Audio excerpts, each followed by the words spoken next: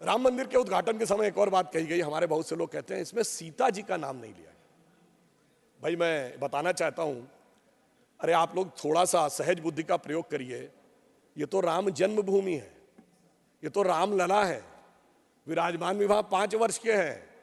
जहां राजा राम होंगे तो वहां सीता भी आएंगी। अभी तो राम लला ही है, तो जय श्री राम ही होगा। और दूसरा, मैं ये भी कहना चाहता हूं, मुझे बड़ी प्रसन्नता भी होती है जब वो ये बात कहते हैं कि सीता जी का नाम होना चाहिए, तो मुझे ध्यान आता है कि दुनिया में कोई दूसरी संस्कृति नहीं है जो ईश्वर में स्त्री तत्व को स्थान देती हो।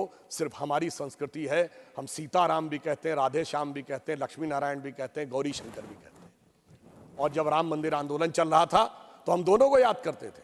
सभापति जी, मैं बालक के रूप में गया था उस रैली में, मुझे आज तक याद है। हम कहते थे, जन जन के मन में राम रमे और प्राण प्राण में सीता है। हर हृदय की धड़कन रामायण, पग पग पर बनी पुनीता है। यदि राम नहीं है श्वासों में तो प्राणों का घट रीता है।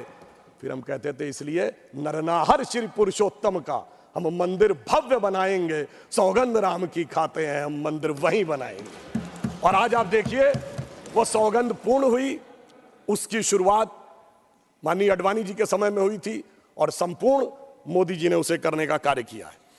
अब मैं एक और बात कहना चाहता हूं, एक थोड़े इस विषय के ऊपर। माननीय खड़गे जी ने कल एक विषय कहा था कि साइंटिफिक होने की बात करनी चाहिए।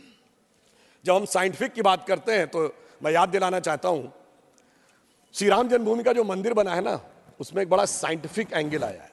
वो क्या है कि रामनवमी के दिन उनके मस्तक के ऊपर सूर्य तिलक होगा। अब इसके लिए सबसे पहले किस चीज की जरूरत है? जो प्लैनेटरी पोजीशन थी कि अर्थ का जो एंगल होगा सूर्य के साथ, उस पर्टिकुलर दिन कैसे होगा। तो इसमें 3 इंस्टीट्यूट ने काम किया है। इंस्टीट्यूट ऑफ एस्ट्रोफिजिक्स बेंगलोर ने, जिसने उस पूरे एस्ट्रोनॉमिकल कैलकुलेशन को सटीक ढंग से किया है। दूसरा है central building research institute Roorkee, जिसने कि उसकी व्यवस्था बनाने का काम किया। और तीसरी एक प्राइवेट कंपनी है जिसने वो कॉन्वेक्स लेंसेज के थ्रू कैसे वो अंदर आएगा और ठीक उसी बिंदु के ऊपर उस दिन केंद्रित होगा, ये व्यवस्था की है। मगर मैं अपने विरोधियों को बताना चाहता हूं, आज तो एस्ट्रोफिजिक्स का इंस्टीट्यूट है, आज तो हमारे पास इतनी टेक्नोलॉजी है, मगर यही तो कोणार्क के सूर्य मंदिर में भी था। यही तो अगर आप देखें तो आंध्र प्रदेश में वेद नारायण मंदिर है, उसमें भगवान के चरणों के ऊपर पड़ती हैं। कोल्हापुर में महालक्ष्मी का मंदिर है महाराष्ट्र में, उसमें 3 दिन के लिए इक्विनॉक्सेस आते हैं तो देवी के मस्तक से लेकर चरणों तक चले जाते हैं। कर्नाटक के श्रृंगेरी में जो मंदिर है उसमें 12 महीनों में अलग अलग सूर्य की गति पड़ती है। पूछिए साहब, अगर विज्ञान नहीं था तो उस जमाने में इतना सटीक कैलकुलेशन कैसे हुआ जो आज इतने बड़े बड़े सैटेलाइट्स के बाद होने की बात आई है। इसलिए मैं कह सकता हूं कि इसके लिए हमें इस विचार पे धर्म और संस्कृति के साथ इस विज्ञान पर भी गर्व करना चाहिए। वैसे मैं एक और बात कहना चाहता हूं, इसमें विज्ञान का एक और गहरा, आप सबको ध्यान हो कि उसमें 84 सेकंड का मुहूर्त था, पर वो शुरू कहां से होता है? अगर आपने कभी भी उसको सुना हो, लोग को तो क्या कहते हैं, ब्रह्मा आयु द्वितीय परार्धे। द्वितीय परार्ध ब्रह्मा की आयु मतलब 155 ट्रिलियन ईयर्स। वैसे बिग बैंग थ्योरी कहती है कि 14 बिलियन ईयर पहले दुनिया बनी। तो मैं बता देना चाहता हूं कि जेम्स वेब टेलीस्कोप में जो नई फाइंडिंग की है उसमें बहुत सी गैलेक्सीज ऐसी आई हैं जो 14 बिलियन से आगे की आ रही हैं। तो now that theory has become debatable. फिर वहां से आते हैं श्वेत वारा कल्पयानी 1.97 बिलियन ईयर्स।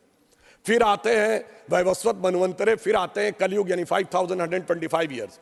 फिर आते हैं विक्रम संवत में 2081 साल। फिर आते हैं वर्ष में, वर्ष के भाग में, उत्तरायण सूर्य में। फिर आते हैं महीने में, और उसके बाद वार नक्षत्र होते हुए 84 सेकंड तक। मैं कहना चाहता हूं ये भारत की सनातन यात्रा है जो 155 ट्रिलियन ईयर से लेकर सटीक कैलकुलेशन 84 सेकंड तक का करती है। मुझे लगता है दुनिया में कोई धर्म संस्कृति ऐसी नहीं होगी जो इस प्रकार का करने की क्षमता रखती हो, वो सिर्फ हमारे यहाँ। मगर उसके बाद भी माननीय सभापति महोदय, मैं कहना चाहूंगा कुछ लोगों को, और इस बारे में दुनिया के सबसे बड़े कॉस्मोलॉजिस्ट कार्ल सैगन, जिसने first man made object Voyager जो सोलर सिस्टम के बाहर गया है उसका जो मैसेज है कंपोज किया है उसने लिखा है, उसका वीडियो कोई जाके चेक कर सकता है। Now only the ancient calculation of Hindus matches with the modern scientific calculation, cosmological calculation.